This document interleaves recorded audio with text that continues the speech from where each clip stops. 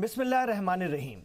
CAA NRC की मुखालफत में कांग्रेस सदर सोनिया गांधी की क़यादत में पार्टी के आला लीडर राजघाट पर आज सत्याग्रह पर बैठे और उन्होंने आईन में लोगों को बुनियादी हुकूक के तहफ़्फ़ुज़ की मांग की।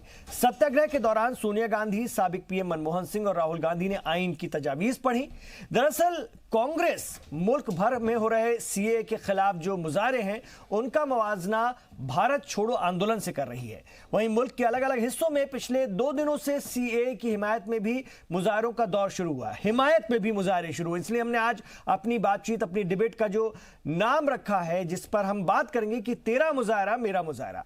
कांग्रेस का इल्जाम है कि पीएम मोदी दिल्ली की रैली में तो कहते हैं कि एनआरसी पर अभी कोई डिस्कशन नहीं हुआ है, जबकि 28 नवंबर को झारखंड इंतखाबात के मैनिफेस्टो में बीजेपी मुल्क भर में एनआरसी कराने का वादा कर रही है। इस बीच झारखंड असेंबली इंतखाबात के नताइज बीजेपी के लिए मायूस कुन रहे हैं और वहां कांग्रेस जेएमएम आरजेडी इत्तेहाद की सरकार बनने जा रही है। लेकिन सवाल यह भी है कि आवाम के चुने हुए नुमाइंदों के जरिए दोनों ऐवानों में पास बिल की मुखालफत सिर्फ अफवाह की बुनियाद पर करना क्या जायज है? इधर यह भी देखा जा रहा है कि पिछले 2 दिनों से तशद्दुद की वारदातों में बहुत कमी आई है, या हम यूं कहें कि कोई तशद्दुद की खबर नहीं आई है। तो क्या आवाम अब सीएए को लेकर के बेदार हो रही है, जागरूक हो रही है? यह भी एक बड़ा सवाल है। वहीं अपने सत्याग्रह में कांग्रेस जनरल सेक्रेटरी प्रियंका गांधी मुजाहरे में मारे गए लोगों को शहीद बता रही हैं, लेकिन गुमराह करके लोगों को सड़कों पर लाने और तशद्दुद पर आमादा करने वालों के चेहरे भी पहचाने क्या नहीं जाने चाहिए, इस पर भी बात होनी चाहिए। एक तरफ तो आप लोगों को शहीद बता रहे हैं जो इन मुजाहरों में मारे गए हैं, लेकिन उनको कौन लाया सड़कों पर? कौन चुपचाप काम कर रहे हैं, अपनी रोजी रोटी, अपनी रोजी रिज़्क़ चला रहे लोगों को रोड पर लेकर आया, झंडे बैनर उठा करके कौन लेकर आया, इस पर भी बात होनी चाहिए। और किस गुमराही में लाया, इस पर भी बात होनी चाहिए। क्या एनआरसी की हिमायत और मुखालफत दोनों में होने वाले मुजाहरे बंद करके अवाम को सियासी साजिश से बचाने की फिलहाल जरूरत नहीं है, क्योंकि अब उसके फेवर में भी, एनआरसी के और सीएए के फेवर में भी लोग सड़कों पर उतर आए हैं और मुजाहरे कर रहे हैं। तो सत्याग्रह में राजस्थान के वजीर आला अशोक गहलोत थे, मध्य प्रदेश के सीएम कमलनाथ थे, पार्टी के सीनियर लीडर अहमद पटेल, एके एंटनी, गुलाम नबी आजाद, केसी वेणुगोपाल, आनंद शर्मा, दिग्विजय सिंह और बड़ी तादाद में पार्टी के कारकुनान भी हालांकि शामिल हुए। तो हम आज इस पर बात करेंगे कि कांग्रेस का ये जो सत्याग्रह है वो किस तरह से है, क्यों है, यह भी साफ होना चाहिए। मेरे 5 सवाल जिनके चर्चा घूमेगी, लेकिन पहले मैं आपको सुनवाना चाहता हूं प्रियंका गांधी वाड्रा और बाकी लोगों ने क्या कुछ कहा। आपको मोदी से नफरत है, गुस्सा जितना निकालना है निकालो। अरे मोदी का पुतला लगा करके आते जाते जितने जूते मारने हैं मारो। मोदी का पुतला जलाना है जलाओ,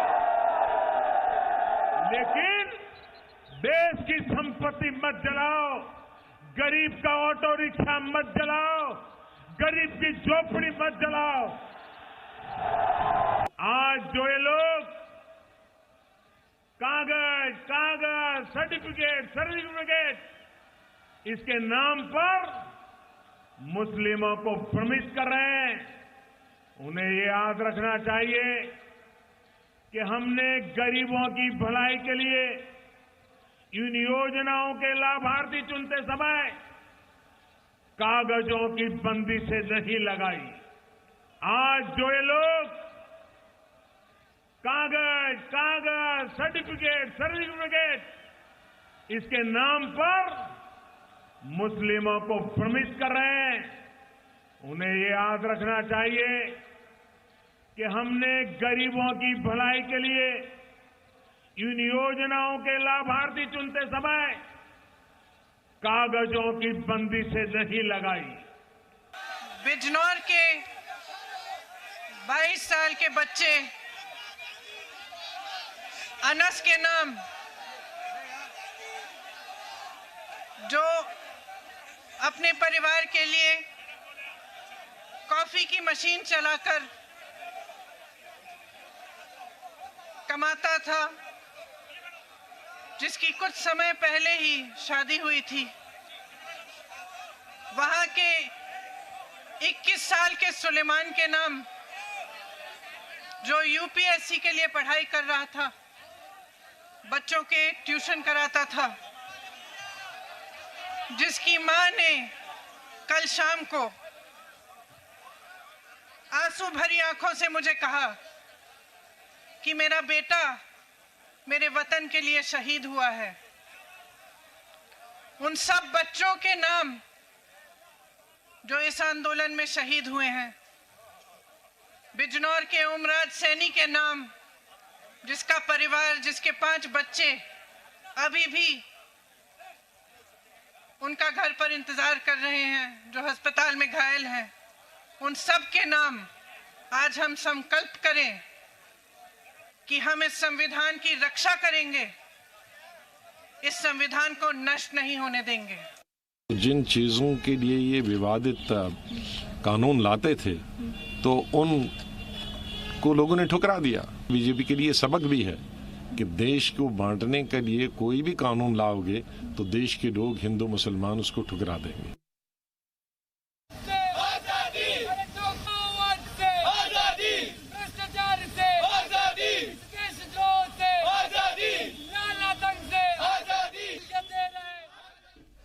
तो आपने देखा सीएए के सपोर्ट में भी मुजाहरे देश भर में चल रहे हैं और इसकी मुखालफत में तो पिछले दिनों तशद्दुद भी हुआ था। हालांकि ये शुक्र की बात है कि पिछले 2 दिनों से तशद्दुद की कोई खबर नहीं आई है। तो पहला मेरा सवाल आज का है कि आवाम के चुने हुए नुमाइंदों के जरिए पास बिल की मुखालफत क्या सिर्फ अफवाह की बुनियाद पर जायज है, जैसा कि कांग्रेस दिखाने की कोशिश कर रही है और अभी भी अपना सत्याग्रह से बता रही है, भारत छोड़ो आंदोलन से उन मुजाहरों का मवाजना कर रही है? इस पर बात होनी चाहिए। दूसरा, क्या एहतजाज कर रहे लोग अपोजिशन की साजिश का शिकार हो चुके हैं? इसको भी देखने की जरूरत है। कई लोगों की जानें गई हैं और अब कांग्रेस कह रही है कि उन्हें शहीद का दर्जा दिया जाए, लेकिन उनसे कोई सवाल करे कि उन्हें सड़कों पर लाने वाला कौन था, और जब यह बिल दोनों ऐवानों में पास हो चुका है तो फिर किस गुमराही में लोगों को सड़कों पर लेकर आया गया? तीसरा सवाल, पिछले 2 दिनों से तशद्दुद की कोई खबर नहीं, क्या अवाम अब सीएए को लेकर के बेदार हो चुके हैं? इस पर भी बात करने की जरूरत है। पांचवा सवाल, माफ कीजिएगा, चौथा सवाल, शहरियत पर तेरा मुजाहरा वर्सेस मेरा मुजाहरा कब तक? क्योंकि दोनों तरफ से लोग सड़कों पर हैं और ये कब तक चलेगा, कब तक ये सियासत चलेगी, इस पर भी बात करने की जरूरत है। पांचवा सवाल, क्या शहरियत का सच कांग्रेस को कबूल अभी भी नहीं है? जो आज एक सत्याग्रह करने की उन्हें जरूरत पड़ी, उनके राज्यों के सीएम वहां पर पहुंचे, उनके तमाम जो टॉप लीडर थे वो वहां पर मौजूद थे। इसलिए हमने इस बात को करने की सोची ताकि अपने मौजूद मेहमानों से इस पर थोड़ा तफसील से चर्चा कर सकें। मेरे साथ बहुत अच्छे मेहमान हैं, बहुत खास लोग हैं। मेरे साथ इस वक्त सीनियर सहाफ़ी डॉक्टर रमेश ठाकुर साहब स्टूडियो में तशरीफ फरमाए। रमेश जी, स्वागत है आपका। मेरे साथ सीमा जी हैं इस वक्त। सीमा सिंह जी, प्रोफेसर सीमा सिंह जी जानी मानी सियासी तज्जियाकार हैं ही और एक सुलझी हुई, अगर हम कहें तो वक्ता के तौर पर आप जाने जाते हैं, अक्सर हमारे प्रोग्राम का हिस्सा रहती हैं। शिवम त्यागी हमारे साथ हैं, भारतीय जनता पार्टी के लीडर हैं, पार्टी के तर्जुमान हैं, उनसे भी हम बात करेंगे। चलिए शुरुआत करते हैं। मैं सबसे पहले सियासी लोगों के पास जाऊं, उससे पहले प्रोफेसर सीमा सिंह और आपके पास आना चाहूंगा। सर रमेश जी, आप ही के पास सबसे पहले आना चाहूंगा। रमेश जी, कांग्रेस के आज के इस सत्याग्रह को किस तरह से देखा जाए, और ये जो मुजाहरे चल रहे हैं, तेरा मुजाहरा वर्सेस मेरा मुजाहरा हो गया है, कोई मुखालफत में कोई फेवर में, कैसे और कब तक चलेगा? कब तक लोगों को इस तरह से सड़कों पर लाया जाता रहेगा? नहीं, जो सत्याग्रह इन्होंने करा है, जिस माहौल में और जिस कंडीशन में, और जैसे आज एक चुनावी एक रिजल्ट आना था, तो उस मायनों में देखा जाए तो बड़ा फायदा इनको, कांग्रेस को हुआ है। ये वो महसूस कर रहे थे। मैं खुद ही दोपहर में राजघाट पे था उस समय। तो जब रिजल्ट आना शुरू हुआ तो सारे चैनलों पे जिस तरीके से उनकी बढ़त जब सामने आई तो बड़े खुशी के साथ में, क्योंकि बड़े बड़े आंदोलन हम लोगों ने देखे हैं, बड़े बड़े धरने देखे हैं, तो धरनों में देखा जाता तो चेहरे मुरझाए हुए होते हैं, लेकिन जब रिजल्ट आना शुरू हुआ तो चाहे प्रियंका जी हों, चाहे दूसरे नेता हों, बड़े खुशी के साथ में समोसे का भी ऑर्डर दिया जा रहा, बाहर लड्डुओं का भी ऑर्डर दिया जा रहा है। ये पहले हमने देखा, लेकिन इस तस्वीर के अगर पीछे हम देखें तो मतलब अगर हम देखें तो अपोजिशन की रणनीति काम कर गई। सीएए को लेकर जो लोगों को सड़कों पर वो लेकर आए, कहीं ना कहीं ये मुजाहरे, ये आंदोलन, ये तशद्दुद काम कर गया। देखिए इमरान जी, ये हम खुलकर अभी नहीं कह सकते हैं क्योंकि ये चीजें सामने नहीं आ पाई हैं, क्योंकि पूरे मूवमेंट को लेके जो होम मिनिस्ट्री की तरफ से 2 रिपोर्टें आई हैं। पहली रिपोर्ट जब आई थी उसमें ये कहा गया था कि ये जो दंगा फसाद जो हो रहा है वो बाहरी लोग कर रहे हैं, वो बच्चे लोग हैं। फिर दूसरी रिपोर्ट ये आती है कि दिल्ली जैसे बड़े शहरों में खुफिया अलर्ट होना चाहिए, बड़े खतरे हैं। तो ये चीजें भी क्लियर नहीं हो पाई है कि कौन सा विपक्षी, कौन सी पार्टी का बड़ा नेता इसमें आया था, क्योंकि हमने ऐसे कोई चेहरे देखे नहीं है। अगर देखे हैं तो वो ये सोशल मीडिया पे देखे हैं, जैसे 2 दिन पहले सोनिया गांधी जब आती हैं तो वो अपने रूम से बैठ के ये वीडियो जारी करते, तो ये चीज हम लोगों ने देखी है, ये सामने नहीं हो पाई है। लेकिन हाँ, लब्बो लुभाव अगर पूरी चीज को देखें, जो विपक्ष ने इस मुद्दे को करा है वो मतलब स्वीकार्य नहीं है किसी तरीके से। अगर रिजल्ट को, आज जो रिजल्ट आया, अगर हम उससे जोड़ के देखें, एनआरसी से जोड़ के देखें और सीए से जोड़ के देखें, वो भी बेईमानी सा लगता है। क्योंकि देखो, स्टेट की एक अपनी चीजें होती हैं। स्टेट में चुनाव जो लड़ा जाता है वो स्थानीय मुद्दों पे लड़ा जाता है, राष्ट्र मुद्दों पे नहीं लड़ा जाता है। क्योंकि मुझे लग रहा मोदी और जो अमित शाह की जो जोड़ी है, इन लोगों ने पिछले 1 साल से ये सोचा है कि हम राष्ट्र मुद्दों को लेके, राष्ट्रीय स्तर के मुद्दों को लेके हम स्टेट को कवर कर लेंगे। लेकिन मुझे लग रहा है फेल हो चुका है, वो रणनीति फेल हो चुकी है। उसका उदाहरण आज भी देखने को मिला और हो गए रघुवर दास बाहर। ये भी एक सच्चाई है। मैं प्रोफेसर सीमा सिंह जी आपके पास आना चाहूंगा। दोनों ऐवानों से जो बिल पास हो चुका है और कानून बन चुका है, उसकी मुखालफत में अभी तक सत्याग्रह करना और उसको भारत छोड़ो आंदोलन के जैसा तशद्दुद को बताना, जो इस वक्त लोग सड़कों पर थे, मुजाहरे करते, उनको उस बताना और लगातार उसको हवा देना, क्या शहरियत का सच कांग्रेस को कबूल नहीं है और उससे उसका कितना बड़ा सियासी फायदा है?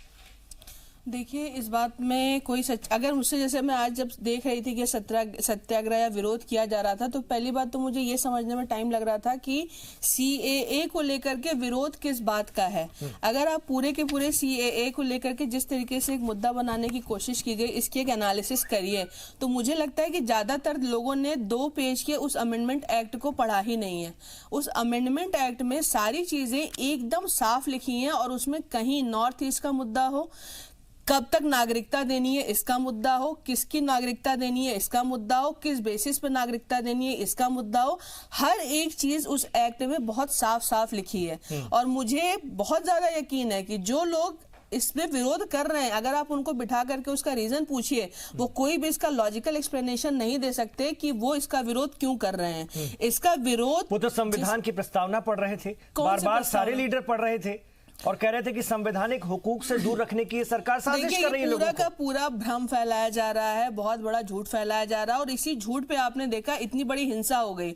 लोगों को ये डर दिखाया जा रहा है कि तुम्हारी सिटीजनशिप ले लेंगे। अरे सीएए में तो सिटीजनशिप लेने का कोई प्रावधान ही नहीं, कोई मुझे दिखाए ना कहाँ लिखा हुआ है सिटीजनशिप कुछ लोगों को। जो चुनावी नतायज उनको इस मामले में और ज्यादा उनके जोश को हाई करते हैं। मैं इस बात से सीमा जी, जो बात रमेश ठाकुर जी कह रहे हैं, डॉक्टर रमेश ठाकुर, की आज चेहरों में सत्याग्रह तो था, धरना तो था, लेकिन चेहरों में खुशियां थी, खुशी थी, खुशी होनी कहीं ना कहीं कामयाब होता नजर आ रहा है। जो कुछ भी किया गया पिछले दिनों उसका असर हुआ। बिल्कुल। अब झारखंड में आप माने या ना माने, नहीं, मैं आपको बता रही हूँ, जब एनआरसी आया लास्ट के 2 फेज में, सॉरी एनआरसी नहीं, सीए जब पास किया गया, उसके बाद झारखंड में लास्ट के 2 फेज के इलेक्शंस हुए हैं। वहां पे ये कतई मुद्दा नहीं था सीए की। अगर हम बात करते हैं, कांग्रेस की जो खुशी राजघाट पे दिखाई दे रही है वो इसलिए ऑब्वियसली दिखाई दे रही है क्योंकि झारखंड में जेएम के साथ उनकी सत्ता में वापसी हुई है। लेकिन वहां पे सीए मुद्दा था, उस मुद्दे ने कोई असर डाला और उसका बेनिफिट इस पार्टी को हुआ है, ये मैं नहीं मानती। दूसरी, मैं आपको बता दूं कि वहां पे जो सरकार बीजेपी की हारी है उसमें एंटी इनकम्बेंसी के अलावा रघुवर दास खुद एक बहुत बड़ा मुद्दा रहे। उनको लेके जिस तरीके का एक रिसेंटमेंट वहां की लोकल लोगों में रहा है और वहां पे जिस तरीके से जो आदिवासी हैं वो एंटी बीजेपी एक तरीके से लगता है कि मोबिलाइज हुए हैं और उनका एक मेजर शिफ्ट जो है वो जेएमएम और कांग्रेस गठबंधन की तरफ हुआ है, वो एक मेजर रीजन रहा है बीजेपी के वहां पे हारने का। सीएए मुद्दा था, ये बिल्कुल गलत है। सीएए को मुद्दा बनाने की कोशिश जरूर की गई है और की जा रही है। कांग्रेस का जोश हाई, जोश तो बिल्कुल हाई है, इसमें कोई दो राय नहीं है इमरान जी। लेकिन हाँ, कमाल की बात यह है कि इस देश में कुछ लोग जिस तरह से हिंसा भड़का रहे हैं, कुछ पार्टियां जो हिंसा भड़का रही हैं, और उसके बाद में लोग सड़कों पर हैं, सड़कों पर पुलिस को मारा गया, पीटा गया, बहुत सारे संघर्ष हुए, उसके बाद पुलिस ने सेल्फ डिफेंस में या जिस भी तरह से गोली चलाई या जो भी हुआ, उसके बाद एक व्यक्ति को शहीद कहना इस देश के शहीदों के लिए भी अपने आप में एक अपमान है। पहली चीज तो ये बिल्कुल क्लियर होनी चाहिए। दूसरा, आप राजनीति करते हैं इस देश में, जाहिर है राजनीतिक पार्टियां सिर्फ राजनीति करने के लिए हैं, कोई दो राय नहीं है, लेकिन मामला जब ऐसा हो तो मुझे लगता है कि कम से कम इस तरह के शब्दों से आदमी को नहीं नवाजना चाहिए कि वो शहीद हैं। मैं कहता हूं कि ठीक है, लॉ एंड ऑर्डर में सिचुएशन बनी, आप सीएए के खिलाफ एक ऐसी इमेज बनाने में किसी हद तक कामयाब रहे कुछ दिनों के लिए इस देश में कि एंटी मुस्लिम है, जो कि बिल्कुल नहीं है। कहीं ना कहीं आप इसको अलाइन करने में कामयाब रहे सीएए को एनआरसी से, जिसमें आपने 2-3 दिन तक भ्रम की स्थिति इस पूरे देश में रखी, लेकिन अंततः क्लियर हुआ। आप 59 पिटीशंस लेके सुप्रीम कोर्ट गए, सुप्रीम कोर्ट ने आपको अगले महीने की 20 तारीख दे दिया। भ्रम तो देखिए, भ्रम तो फिर वजीर आजम भी कल दिल्ली की रैली से फैलाने की कोशिश कर रहे थे या बनाने की कोशिश करते हैं। कहते हैं कि एनआरसी पर हमारा कोई डिस्कशन अभी तक हुआ ही नहीं है, जबकि 28 नवंबर को झारखंड के मैनिफेस्टो में आप देख लीजिए चुनाव के आपके उसमें तो जो है पूरे देश में एनआरसी की बात कही जाती है।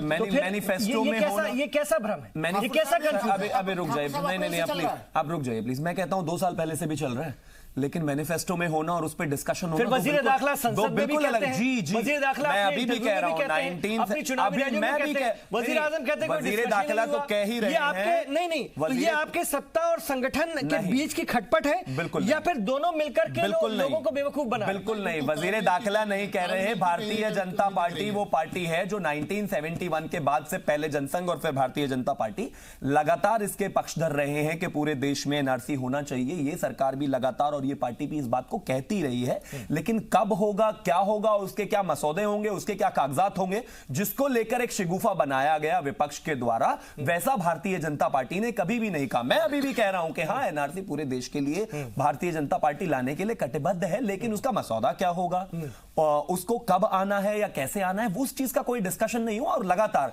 मैं आपको फ्लोर ऑफ द हाउस की भी थोड़ी सी वो बता देता हूं। जब कपिल सिब्बल जी की तरफ से कहा गया कि भारतीय जनता पार्टी सीए इसलिए ला रही है क्योंकि इसको आने वाले समय में एनआरसी लाना है, तो उसके जवाब में आदरणीय अमित शाह जी ने कहा था कि नहीं, सीएए ला रहे हैं तब एनआरसी लाएंगे, ऐसा जरूरी नहीं है, एनआरसी तो लाएंगे ही, लेकिन उसका मसौदा क्या है, उसमें कागजात क्या लगने हैं, उसका क्या बेसिस होंगे, वो अभी डिस्कशन में नहीं आया। वही बात इस देश के प्रधानमंत्री जी ने रामलीला मैदान से खड़े होकर कही, लेकिन इसके ऊपर आप सीए आज का आप सत्याग्रह जो ये बता रहे हैं, खैर अभी ओरिजिनल गांधी नहीं है तो ये ओरिजिनल सत्याग्रह भी नहीं हो सकता, लेकिन इंपॉर्टेंट बात ये है कि जो ये बता रहे हैं कि ये सत्याग्रह है, आप इस देश के संविधान के साथ खिलवाड़ कर रहे हैं। मैं कहता हूं अगर आपको ऐसा लगता है तो आप पॉइंट बाय पॉइंट काउंटर करें ना, ये इस देश के संविधान के खिलाफ कैसे है, इस देश के सुप्रीम कोर्ट ने आपको नहीं माना।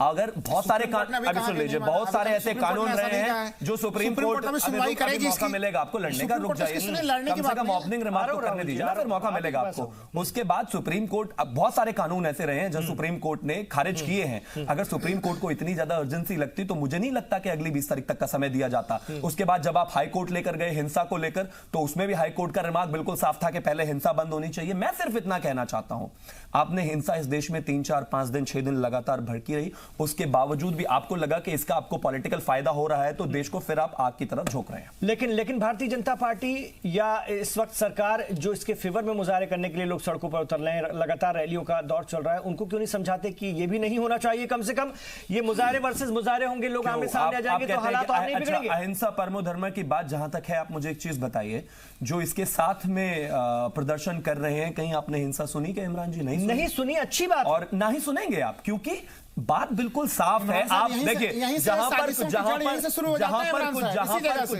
कुछ लोग, राहुल जी रुक जाइए, आपको मौका मिलेगा। वायु सो भी इंपेशेंट रुक जाइए उनकी बातों को। एक साल में 5 स्टेट खो चुके हैं, उनकी बातों को भी सुन लीजिए। जितने भी प्रोपेगेंडा, जितने भी नेशनल मुद्दों को राज्यों आप कहते हैं कि अगर मैं इनकी बात सुनूंगा तो 5 से घटकर 4 हो जाएंगे, पूरी तरह नकार के बाहर कर दिया, और झारखंड इसका ताजा उदाहरण है। देखिए जनता, देखिए लोकतंत्र का मतलब क्या है? इमरान जी, यहाँ कोई रूलर का शासन तो है नहीं, यहाँ कोई रूलर का शासन तो है नहीं, यहाँ लोकतंत्र है, लोकतंत्र में हार जीत रहती है, किसी भी पार्टी की अपनी असेसमेंट में कमी हो सकती है, ये बिल्कुल इस देश की हिस्सेदारी है। मैं क्या कहता हूं, डेमोक्रेसी में चुनाव में हार जीत लगी रहती है। अपने चीफ मिनिस्टर की एरोगेंसी पर ध्यान दीजिए। आपको लगता है कि सीख लेने के लिए तैयार है या नहीं, या मैं आपको बताऊंगा सीख लेने के लिए तैयार है। इस देश भारतीय जनता पार्टी आदिवासी बहुल राज्य है, भारतीय जनता पार्टी इस देश में सबसे ज्यादा विपक्ष में रहने वाली पार्टी है।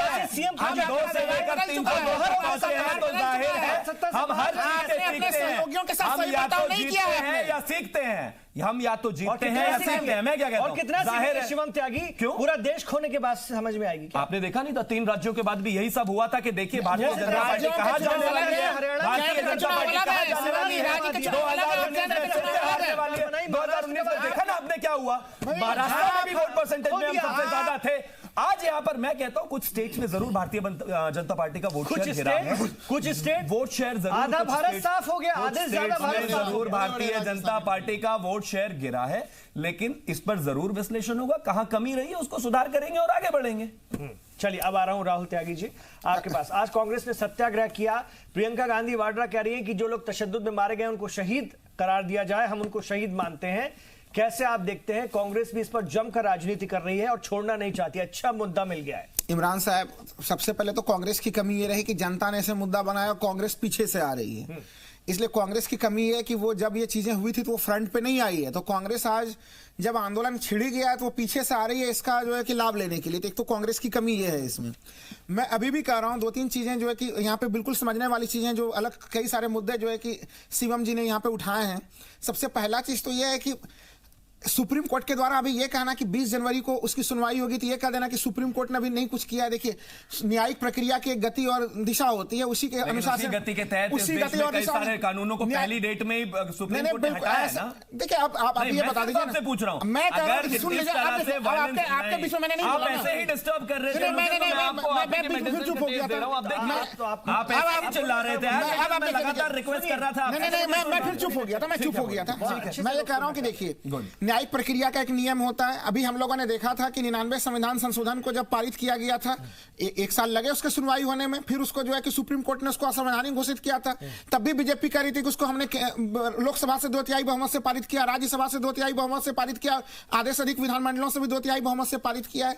मैं अभी भी कह रहा हूं CAA पूर्णतः असंवैधानिक है और सुप्रीम कोर्ट इसे असंवैधानिक घोषित करेगा, लेकिन उस प्रक्रिया में एक समय लगेगा, चूंकि ये एक साथ हमारे प्रक्रिया का सभी को राहुल जी वेट करना चाहिए ना। फिर कांग्रेस क्यों राजनीति कर रही है, क्यों लोगों को, कांग्रेस या दूसरी सियासी जमातें लोगों को सड़कों पर मुसलमानों को तो इस तरह से अफवाह में गुमराह करके यहां से अगर हम कहें तो तैयार किया गया कि उनकी जाने गई है, जो अपने घरों को पालन पोषण कर रहे थे, अपने 2-2, 3-3 बच्चों को पाल रहे थे, बहुत गरीब परिस्थितियों के लोग थे, उनको तशद्दुद पर आमादा कराया और उसके बाद में उनका शिकार बनाया। आज उनकी जाने गई तो कह रहे हैं शहीद, इनको शहीद बना दो। ये कैसा न्याय है, ये कैसा इंसाफ है? नहीं, देखिए, उनको शहीद वाले मुद्दे पे तो ये मुझे अभी, मैं इसके ऊपर तो मैं कुछ नहीं कहूंगा कि टिप्पणी कीजिए। मैं टिप्पणी कर रहा हूं कि इसको, इस तरह के मामले को तो शहीद नहीं कहेंगे, लेकिन क्या मैं एक मामला रखना चाहूंगा इमरान साहब।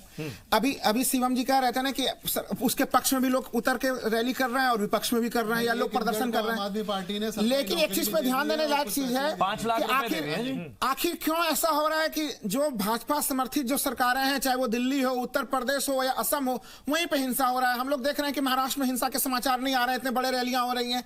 कुछ भोपाल में छिटपुट हिंसा आए हैं विपक्ष के, जो जहां पे वेस्ट बंगाल बांग्लादेश में मान लिया क्या आपने? वेस्ट बंगाल बांग्लादेश में मान लिया क्या आपने? वेस्ट बंगाल में दीदी की भाषा बोल रहे हैं, ये दीदी की भाषा बोल रहे हैं। वहां पर 4 आप लोगों को स्टेशन 12 बसेस जल चुकी हैं और आप कह रहे हैं कुछ जनहानि हो रही है, आप यहां पे संपत्ति हानि की गिनती कर रहे हैं। बांग्लादेश में है, वहां पर बीजेपी की सरकार है, बीजेपी की सरकार नहीं है, मैं कह रहा हूं, लेकिन सबसे बड़ी हिंसा कहां हुई, कहां सबसे ज्यादा लोग हताहत हुए, सो बताइए ना। तो एक काम करिए, कटआउट लेके आया कीजिए कि देखिए मैं आज कांग्रेस की तरफ से बात करूंगा, कटआउट लेके नहीं आया हुआ। आप ये विश्लेषक की अगर बात मैं विश्लेषक के रूप में कह रहा हूं, राय रखिए। आप मैं और ये बताइए कि पश्चिम बंगाल में कितने लोग मारे गए, सो बताइए मुझे। तो इसलिए एक तो ये चीज है, आप मुझे पूरा कर देने दीजिए। एक तो ये चीज है कि जहां जहां पे असम, उत्तर प्रदेश और दिल्ली, यहाँ से यहाँ के जो हिंसा हुई उसको सरकार जो है कि सुरक्षा नहीं दे पाई और एक तरह से हिंसा तक की स्थिति बन गई। शांतिपूर्ण प्रदर्शन का अधिकार हमारे संविधान के अनुच्छेद 19(1)(a) में है और उसको ये वैसी परिस्थितियां उत्पन्न कराने में असफल रहे। हम लोग देख रहे थे यूपी के डीजीपी के तमाम तरह के बयानात हमें नजर आ रहे थे। एक तो ये चीज है, दूसरा चीज ये है कि CAA और NRC के बीच का कंफ्यूजन जो कल प्रधानमंत्री ने बयान दिया कि ये कंफ्यूजन विपक्ष फैला रहा है, ये कंफ्यूजन खुद ही हमारे ऑनरेबल जो होम मिनिस्टर है वो 28 अप्रैल से ही वो बयान दे रहे हैं। लोकसभा चुनाव से पहले उनके बयान आ रहे हैं कि पहले CAA होगा, उसमें फिर हम क्या करेंगे कि सारे लोगों को हम नागरिकता दे देंगे, मुस्लिमों को छोड़ देंगे, वो बचे हुए रहेंगे, फिर पूरे देश में NRC होगा। ये बताइए इस तरह के बयान कौन दे रहा था? तो ये कल जो प्रधानमंत्री ने बयान दिया, प्रधानमंत्री ये कह रहे हैं कि डिटेंशन सेंटर देश में नहीं है। अरे असम में 6 डिटेंशन सेंटर हैं, वहां पे लोग पहले से उन डिटेंशन सेंटर में है और उसमें भारी संख्या में लोगों की मौत हो रही है। तो कल प्रधानमंत्री के जो बयान रहे कि उसमें कई तरह के जो है कि सीधे सीधे उसमें गलत बयान दिए गए। प्रधानमंत्री ये कह रहे हैं कि देश में जवाब मैं सीमा जी आपसे भी लूंगा और मैं खाली एक लाइन में आखिरी बोल रहा हूं सर जी। NRC के बारे में सरकार ने यह कहा कि सुप्रीम कोर्ट के आधार पर हो रहा है। क्या सुप्रीम कोर्ट देश भर में जा जाके प्रेस कॉन्फ्रेंस करके कह रहा था कि NRC और CAA के ये लाभ होंगे? यह भारतीय जनता पार्टी के गृह मंत्री थे जो ये बयान दे रहे थे। ठीक है, लौट रहे हैं, आपसे भी जवाब लूंगा शिवम। ये पोलराइजेशन बस ध्रुवीकरण की पूरी फिराक में लगे रहना, ये कब तक? आपको झारखंड ने अच्छा खासा जवाब दे दिया है और सीधी सी बात है कि कहीं ना कहीं स्थानीय मुद्दों से नजरअंदाज करके हर जगह नेशनल मुद्दों को पेलने की कोशिश करना, हर जगह नेशनल मुद्दों को लेकर आने की कोशिश करना और उस पर वोट लेने की कोशिश करना, ये जनता आपको देश की जवाब दे रही है। अभी